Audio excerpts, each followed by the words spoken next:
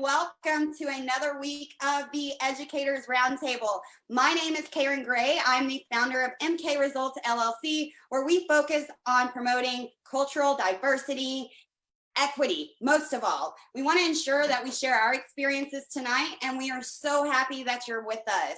I'm going to pass it off to Miss Andrea. Hey guys, it's Andrea broadcasting live here from Birmingham, Alabama. I am so glad to be on, and I'm so glad to see all of your faces here as well. I'm going to pitch it over to Danielle. Hey friends, I'm so excited to be with you going up on a Tuesday. Hey guys, I'm passing it to Toya. Hi guys, how's it going? It's me, the amazing Toya, down on a Tuesday, and I'm glad to be joining you guys here again for another week. I'm so excited to get this started. Over to Dr. Jones. Hello, Dr. Jones, author of Used to Hate School, 5 Principles for Success in Education. Get your copy of my book today. It's going down, just making sure you understand that the role in equity does go in line with everything we want to do to eradicate the school to prison pipeline. I'm excited to be with you all this evening. To equity. And speaking of, our next topic is trends. We're talking about trends. We're seeing lots of trends today. It's kind of the reason I got into the road to equity. A lot of the trends that I was seeing, that I was a part of, was I perpetuating a narrative? So it made me take a hard look at some of the trends and everything. So tonight, we're not just talking about trends in education, we're talking about trends all over the place. So let's dive into some topics. The first one, guys, will be lighthearted, okay? We'll do fashion trends, okay? So who has a fashion trend, best or worst, that they would like to share that's going great, or that maybe we should put a pause on? Girl, you know they brought back biker shorts? I didn't know about this. Biker shorts. I was like, my mama used to wear them. I used to be like, oh my God, Mom, I'm ashamed because you wear these tight shorts and this little bitty shirt and it's a whole lot going on. It's just like, I'm like, you never even riding a bike. But that's the whole new thing. They're back in Target now, these biker shorts. So what do y'all think? It's called athleisure is what it is. You're athletic, but you're leisure, you're leisurely. So, I mean, that's a trend. Half of the people on Zooms right now, if they had to stand up, would be in pajama pants or biker shorts. Modeling for it. Right. But athleisure, is it here to stay, or do we need to say dismiss? It's here to stay. I love it. I like to laying around, being leisurely and sports. Yeah. Especially nowadays. You don't walk around at the house. My clothes get me in a state of mind, though. My clothes get me in a state of mind. Like, do you get what I'm saying? Like, how can I put it? If I'm wearing casual stuff, then I'm just at that mindset. But if I am ready to go, I got my look together, I feel like I'm walking in my confidence in myself. That's just how I feel. Clothes make me, and I just love clothes because I'm a clothes hoarder. So this is what it is. Skinny jeans on men. To me, that's a no-go. And I'm not going to say that in the sense of men shouldn't be wearing it. I just didn't like the trend back then. I don't like it now. I got a pair of skinny jeans. I wear them every once in a while. I don't like it, but I do it because you have to do it because it's a trend. And I don't like that trend at all. But do you mean skinny as in like they really hugging? Like they hug. Skinny. Like the ones that are tight on the leg. Like you can feel like there's no space between the thigh. Harrison, I'm glad you said that because I have actually seen guys walking around in skinny jeans, and I agree. There's an extent to wearing them, and there's an extent where you should be like, I don't need to wear them.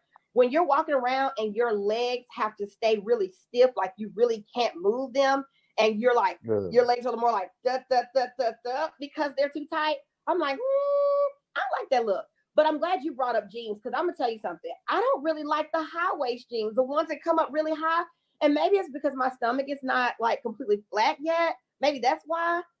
Maybe that's probably why. Maybe I'm just hating. That's what my daughter said. She said, "You just hating on those high waist jeans." But I don't like them. They just look so weird, like all the way up here. I don't like But them. you're I think wearing them that's wrong. You got to get the Shout out right to Yet. ones though. You got to get the I right like high ones waist though. jeans. Those Because are I I gotta cool do wear. the too. high waisted jeans when I was before baby, but now Yeah, maybe that's what it is. I don't have the stomach for the high waist jeans, so I just try to stay away. So maybe I have a personal issue. Maybe it's not the trend itself. I'm sorry. Yeah, high waist jeans are good. Keep those in the All right, in they our the make your booty look topic, good. yeah. our next topic is social media. What are some trends with social media that are good to go, and maybe some that need to be dismissed? Can I start, please? No, Go ahead, girl. Go Go ahead. ahead. Because I got one I just really want to put out there. And I know I have a lot of my friends on. What's up, Miss Cunningham? What's up, Zenithia, Tanisha Schamberger? All y'all, a lot of my friends are watching. I did a watch party. So I hope y'all are still there. Let me say this. I want to say this publicly while all my friends I think are still tuned in. Just so I can say it once and not really have to say it again. So guys, like, I really appreciate like, like messages and stuff. But one social media trend that I'm really hoping will go really quickly is when I keep getting those inbox messages saying, if you love Jesus, you'll send this to 21 people, or if you love Jesus, you'll send this to 7 people. I'm sorry, it's making me uncomfortable to have to confront this, but like, can I just say publicly, like, I do love Jesus. Okay, like Erica Campbell said, I love God. You love God? What's wrong with you? I love him. However, I don't have time to send all of those chain photos to 12 people, 21 people, 20. I don't have time. It's not that I don't love him. Okay, I do love him, and he already knows who my 12 people would be if I had time to send it. I don't have time. So I think that social media trend needs to stop that says like you would send this if you believe in this, or you would do. And I'm like, Or how many of y'all can't steal this status if you don't love Jesus? Yeah. I love Chain mail. Jesus. I do. I can't do. Stop. Send it to 20 Right. people if you love. Stop. You're right. I can't do that. That's just the equivalent of us doing the chain letter mail, whatever was on email. Yeah. And people hated that too. Yeah. Get rid of chain mail, anything. Anything that's chain mail needs to be eliminated. Emails, social media.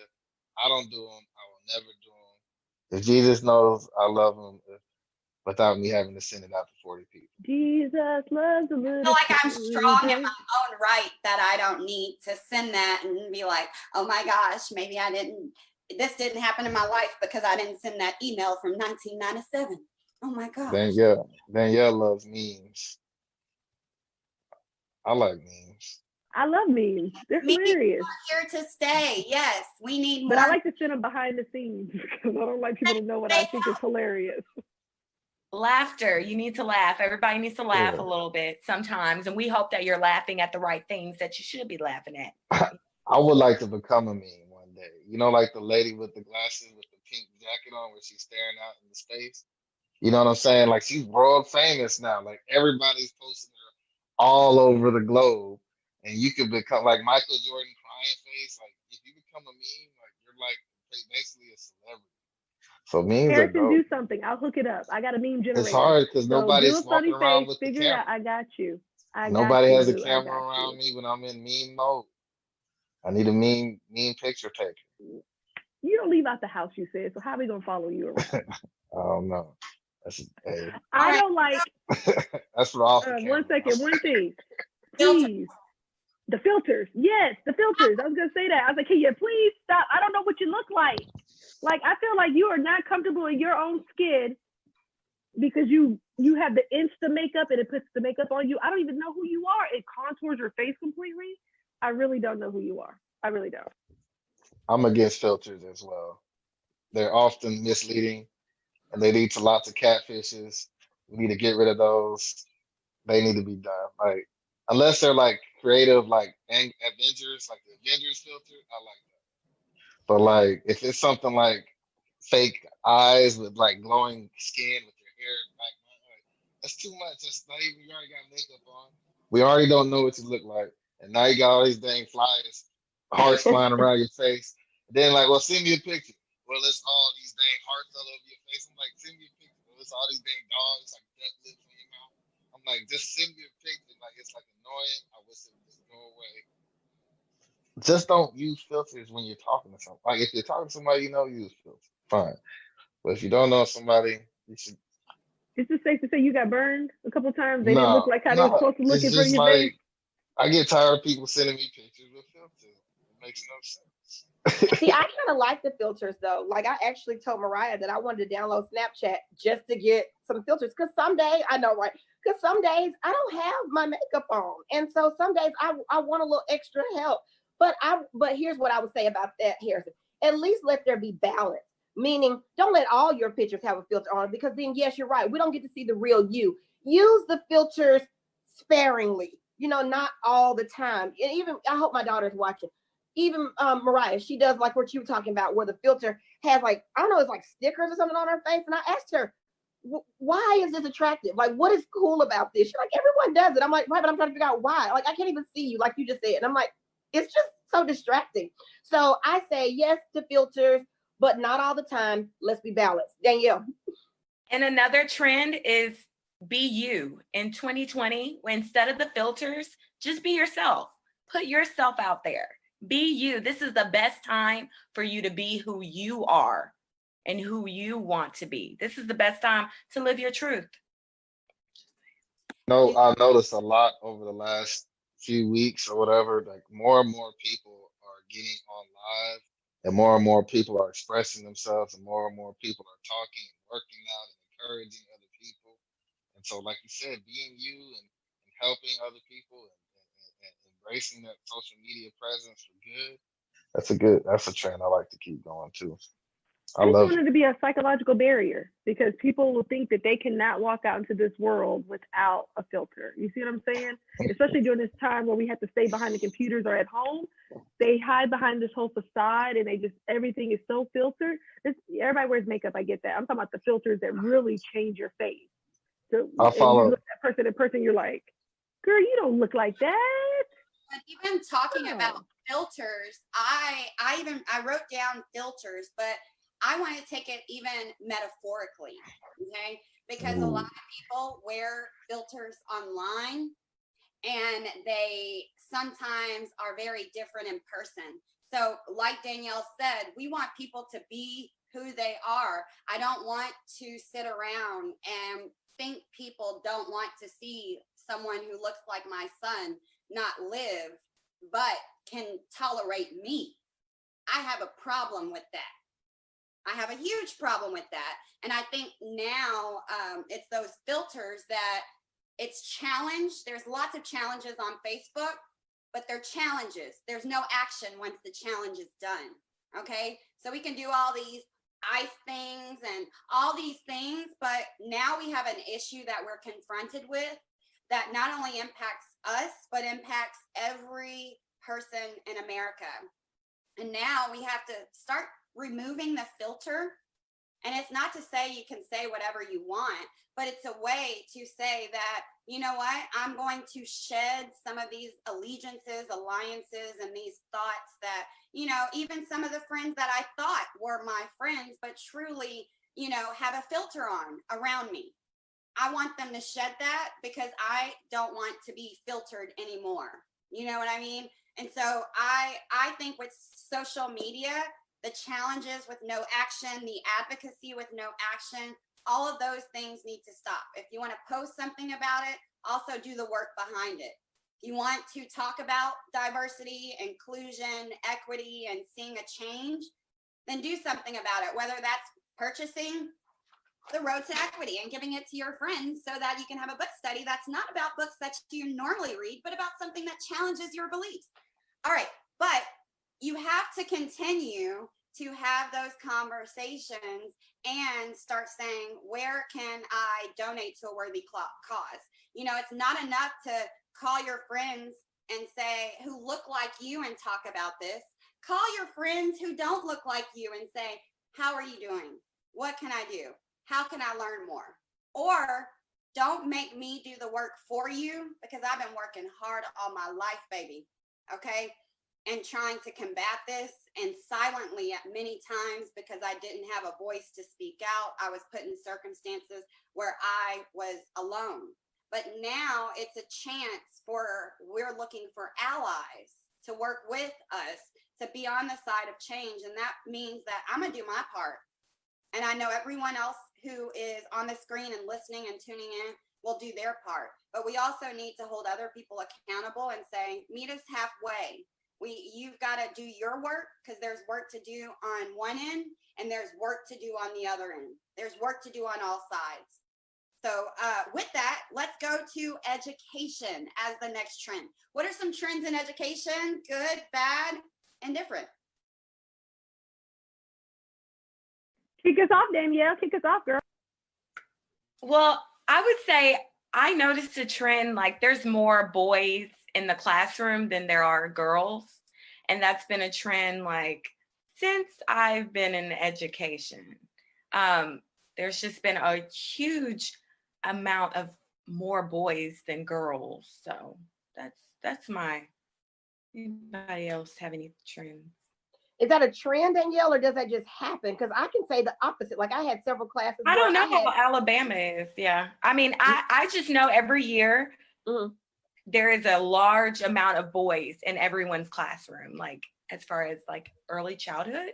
Yeah. And so I just wonder, I'm just like, are those girls like, are the girls staying at home? Are they being homeschooled? Are there not any girls in the public system? Like where are all the girls? Like, well, yeah, I know when I was in Texas, even some of my classes, I had way more girls than boys a lot of times. In fact, I had it where the boys were the minority, and because it was so many girls, oh my God, they would shrink away. I couldn't get them to participate in conversations until we finally had like a little roundtable discussion about the fact that even though you guys are outnumbered by the girls, we still value your voice. We want you to speak, because we already know how we feel, and it's gonna sound real dramatic and real amped up. Give us a different perspective. When we told them that, and they laughed, they're like, oh yeah, we do agree. You guys are pretty dramatic. We're like, okay, well then, we didn't say shift the narrative at that time, but we were just like, okay, well give us a different, dynamic, if you will, to our conversation. And then they felt welcome to join in. But my point of saying that is that I've had so many situations where it was more girls than boys, and I was kind of like, where are my boys at? So I don't know. I guess it just kind of depends on the gear. I guess I was just thinking of it like in my classroom, like the trends that I see in my classroom. And I guess out here, like that's one of the things that I've always put in the back of my mind every time I get a new class, like and then I look down the hallways and I'm like, where are these girls at? Well, one of the trends that I don't like, one of the trends I don't like is whenever you have to go in a classroom, and I don't know if it's quite changed because I haven't been in a classroom really of my own validity for a while, but where you had to have them at their desk, working at their desk, at their desk. I'm a hands-on teacher. I'm all involved, completely all body teacher. And I hated the trend where they're like, they have to walk in and the principal's doing the little checks and everything. Were they working? Were they diligently listening? Were they actively done? How do you know that my class is actively participating? Because we like to jump up.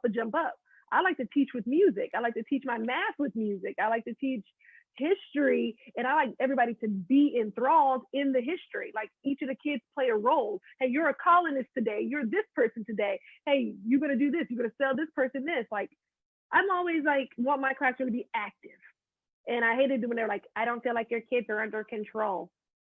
Well, my kids won the top award. Okay, well, I guess I'm doing what I do. When I turn my whole classroom into Battleship. I turned it into Battleship so they can learn about the X and the Y axes and stuff like that. Like, it's like, woo. They're like, what are you doing? I'm like, well, I like my kids to move around. I feel like they get it better versus not. So that's just how I like to teach. So is that a good trend or a bad trend? It sounded like it was a good trend to me. Like you want your kids to be good, like moving around, doing the right thing, like moving, like kinesthetic learning. Yeah, but some teachers are like, but some principals, if you work for them, want your kids to be in their desk at all times, cooperative and quiet and working. And I'm not that person.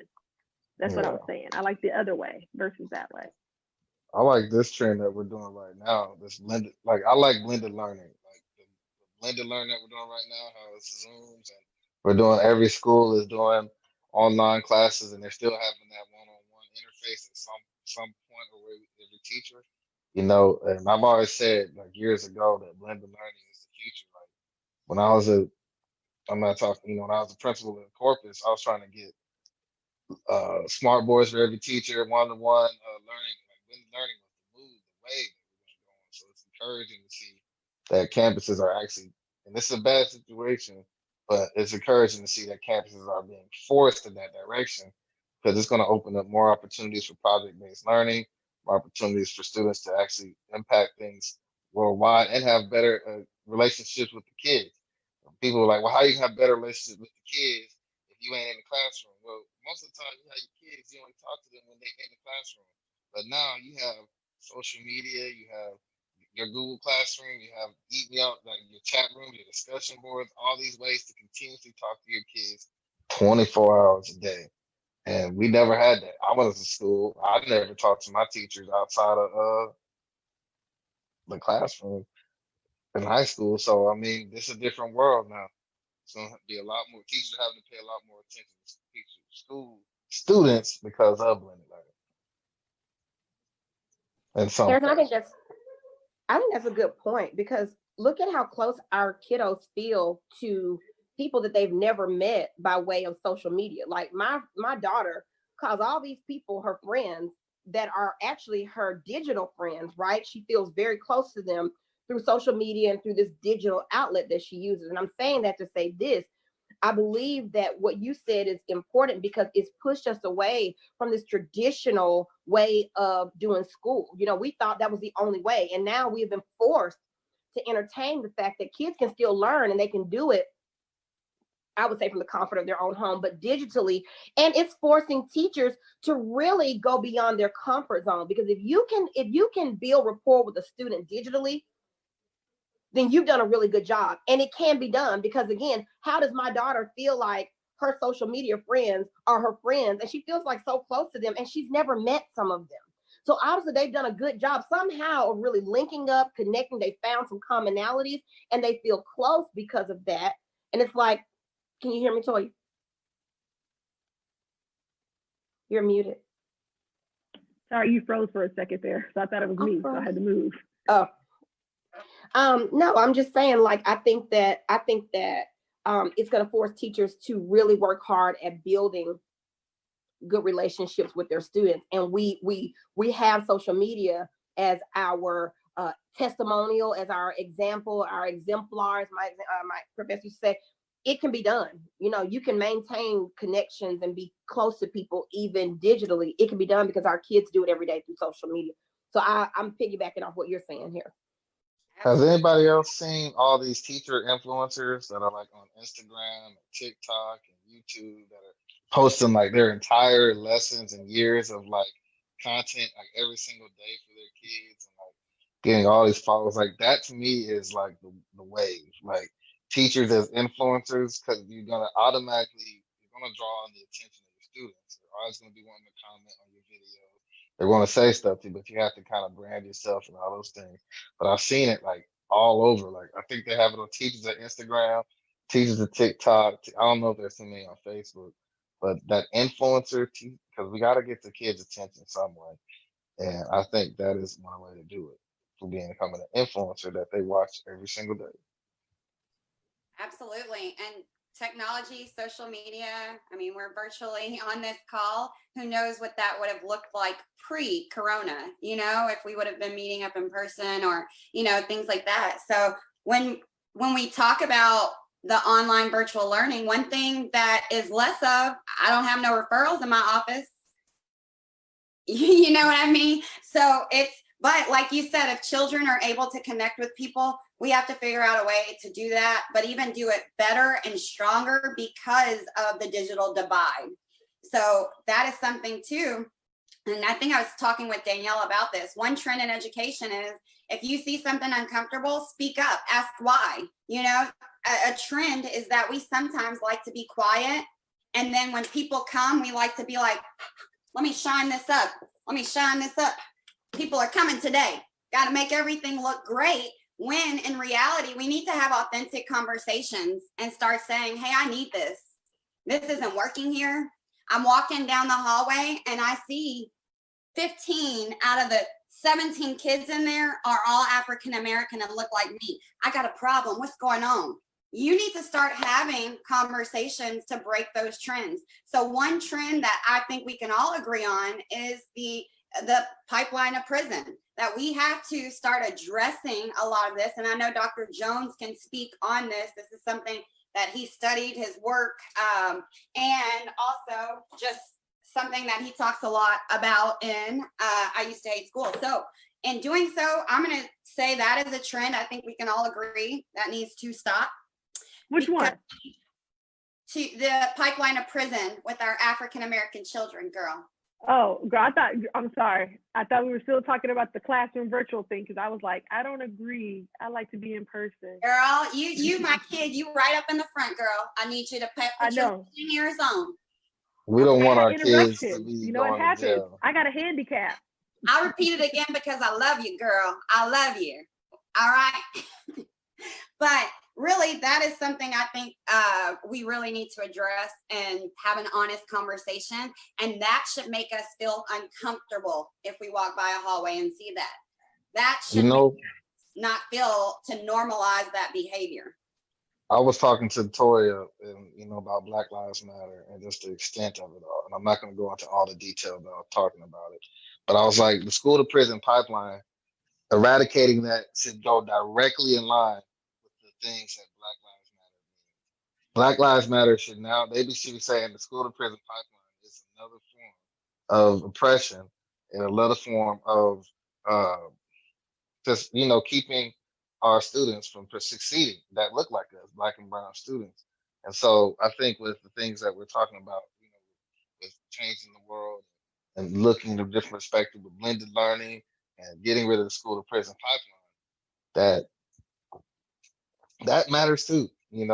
That matters too. When we're talking about the school building, it matters, because if we don't reach those kids, and if we're sending them to prison, if we're sending them to alternative schools for minor things, and they end up going to juvenile detention center, which in turn sends them to school, to jail, they're going to end up being in those situations that we see on TV with the officers or with the cops or with anyone out in the roads, and that they're going to end up losing their life. And so, yeah, definitely with that. I agree with, like, after just watching Just Mercy, if anybody wants to take the gander, and then also to the show on Hulu called For Life. With the Just Mercy, I don't know if anybody else has watched it.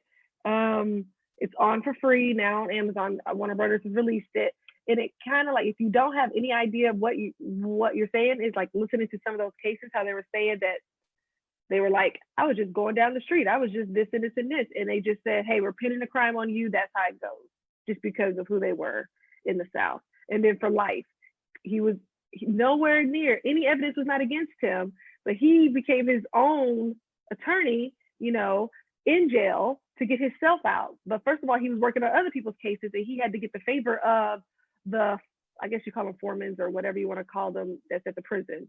The people who's the head of the prison. I don't know what they're called. I forget right now off the top of my head. The warden. Yeah, the warden. He got on the warden's side in order to then he was helping out everybody else's cases in order to get the information about his case, and how all the DA, everybody, they all like did all these chumped up charges because they all were in cahoots together. And like I was just telling my husband, I was like, isn't it kind of weird? I said, like you say about Black Lives Matter, I said, I think the difference is that we don't come together collectively. I said, we would be quick to be like, Bob did it. You know what I'm saying? Like, or, to not be in trouble, to not get in fault. I said, but I noticed that all of this corruption with these other folks in these positions, they all stuck together. They were going to be like, listen, I scratch your back, you scratch my back. We're going to make them go all down together. It is what it is. We keeping the same story. But I noticed Black folks don't keep the same story. They quick to rat the other person out or say something to a certain extent. Yeah. I'm not saying all. I'm just saying in those kind of situations, they're like, hey, each man for itself. And I think that's the reason we're having all of this chaos and everything going on, because nobody is deciding that if we come together in a certain way, we can be more powerful that way to be heard.